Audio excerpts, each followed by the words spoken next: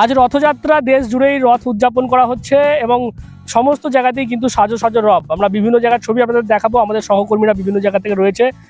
চারটি জায়গার ছবি আপনাদেরকে এই মুহূর্তে স্ক্রিনে দেখাচ্ছি। মাহেশ, শ্রীরামপুরের মাহেশ থেকে রয়েছে শ্রাবণী, পাশাপাশি বেলঘরিয়া রথতলা সেখান থেকে রয়েছে আমাদের সহকর্মী মনীষা, এবং তার পাশাপাশি গরলগাছা জমিদার বাড়ির ঐতিহ্যবাহী রথ সেখান থেকে রয়েছে আমান, এবং তার পাশাপাশি ডানকুনির ছবি আপনাদেরকে দেখাচ্ছি। ডানকুনির যে রথতলা সেখান থেকেও কিন্তু রথের যে রশিতে টান দেওয়া সেটাও কিন্তু শুরু হচ্ছে।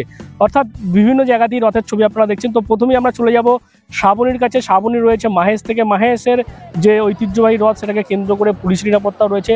প্রথমে আমরা শ্রাবণীর কাছে জানবো, শ্রাবণী এই মুহূর্তে মাহেশের ছবিটা কি এবং কেমন সমাগম হয়েছে মাহেশে? একেবারেই যেমনটা দেখতেই পাচ্ছ, এই মুহূর্তে আমি দাঁড়িয়ে রয়েছি শ্রীরামপুরের মাহেশে, যেটা ভারতের দ্বিতীয় বৃহত্তম রথযাত্রা বলে পরিচিত এবং একেবারে 628 বছর অর্থাৎ শতাব্দী প্রাচীন এই রথযাত্রা। আমি ক্যামেরাম্যানকে দেখাতে বলব, এই মাহেশের রথযাত্রা উপলক্ষে কিন্তু একেবারে জনারণ্য বলতে পারি, একেবারে শুধু কালো মাথা ছাড়া আর কিছুই দেখা যাচ্ছে না এখানে এই মুহূর্তে। এবং আমরা দেখতে পাচ্ছি দূরে রথ রয়েছে এবং সেইখানে কিন্তু একেবারেই প্রস্তুতি, একেবারে শেষ মুহূর্তের প্রস্তুতি, রথ টানা শুরু হয়ে গিয়েছে প্রায় বলাই যায়। এবং এখানে যে মানুষ রয়েছেন তারা কিন্তু অধীর আগ্রহে অপেক্ষা করছেন কখন একটু রথের দড়ি ধরতে পারবেন, রথ টানতে পারবেন। ইতিমধ্যে জগন্নাথ দেব, বলরাম এবং সুভদ্রাকে রথে স্থাপন করা হয়েছে এবং আর কিছুক্ষণের মধ্যেই কিন্তু রথ টান শুরু হয়ে যাবে। এবং এই রথ টান দেখতে কিন্তু একেবারে দূর দূরান্ত থেকে প্রচুর মানুষ এসেছেন, যেমনটা আমরা দেখতে পাচ্ছি প্রচুর লোকজন রয়েছেন এখানে, প্রচুর। এবং সেই সঙ্গে যে নিরাপত্তা ব্যবস্থা, এত মানুষকে সঠিকভাবে নিরাপত্তা ব্যবস্থা দেওয়া যায় যাতে, সেই জন্য সর্বদা সচেষ্ট রয়েছে আমাদের প্রশাসন এবং যে পুলিশ প্রশাসন রয়েছে, তারা কিন্তু একেবারেই বারবার যেটা বলছেন যে কোনো রকম বিশৃঙ্খলা না করে রথের দড়িতে টান দিতে পারবেন। প্রত্যেকে রথের দড়ি ধরে দাঁড়িয়ে রয়েছেন, তারা ভক্ত রয়েছেন তারা। এবং এই মুহূর্তে যে রথের টান প্রায় শুরু হয়ে গিয়েছে এবং যেমনটা আমরা জানি প্রায় 628 বছর ধরে পূজিত হচ্ছেন জগন্নাথ দেব এখানে।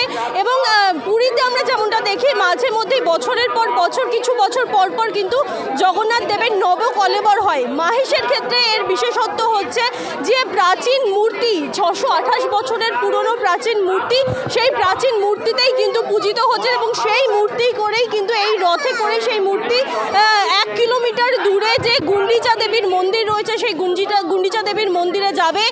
এই মুহূর্তে এতটাই ব্যস্ততা রয়েছে শ্রীরামপুরের মাহেশে, তুমি দেখতেই পাচ্ছ। এবং সেই সঙ্গে যে রথের উচ্চতা প্রায় 50 ফুট এবং যেটি ভারতের সবথেকে উচ্চতম রথ বলে বলা হয়ে থাকে। এবং এই রথের 9টি চূড়া রয়েছে।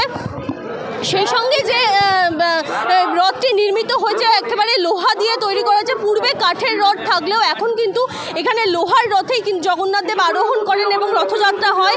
এবং রথের 12টি চাকা, সেই সঙ্গে রথের সামনে কিন্তু 2টি ঘোড়া থাকে এবং 2টি ঘোড়া, একটি সাদা একটি নীল, দুটোই কিন্তু তামার ঘোড়া। এই রথে চেপেই কিন্তু জগন্নাথ দেব তার মাসির বাড়ি অর্থাৎ 1 কিলোমিটার দূরের মাসির বাড়ি যাবেন এবং ইতিমধ্যে কিন্তু রথ টানা শুরু হয়ে গিয়েছে।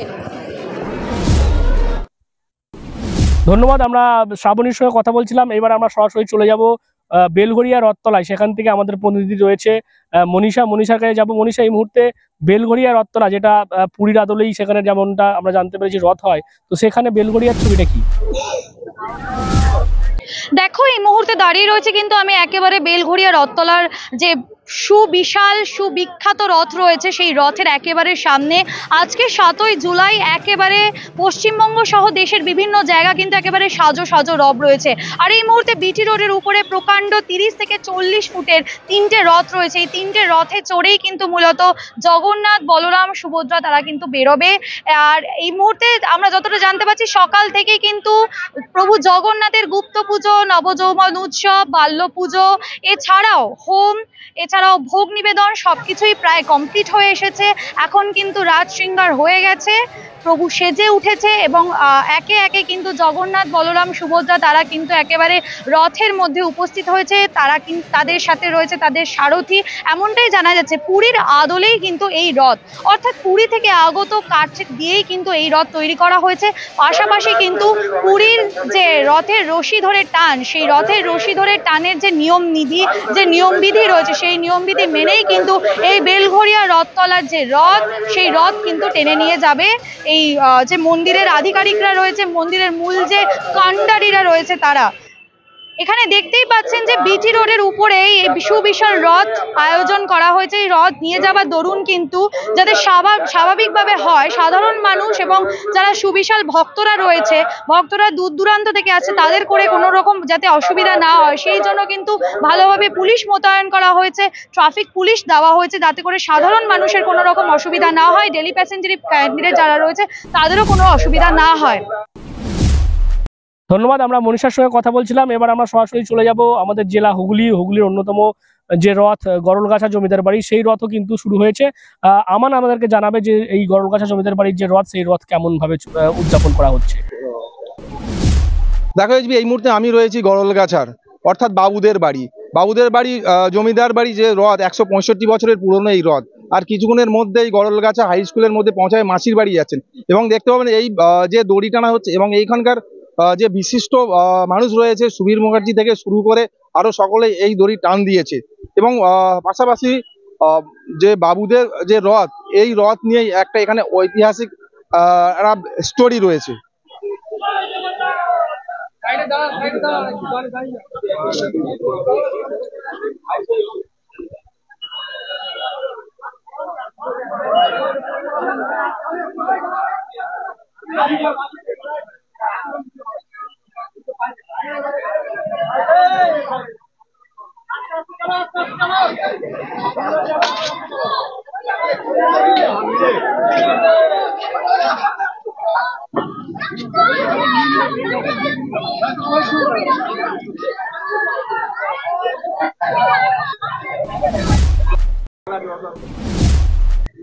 আজ রথযাত্রা সারা পশ্চিমবঙ্গ সহ সারা ভারতবর্ষে, সারা পৃথিবীতে আজকে জগন্নাথ দেবের রথযাত্রা সাড়ম্বরে পালিত হচ্ছে।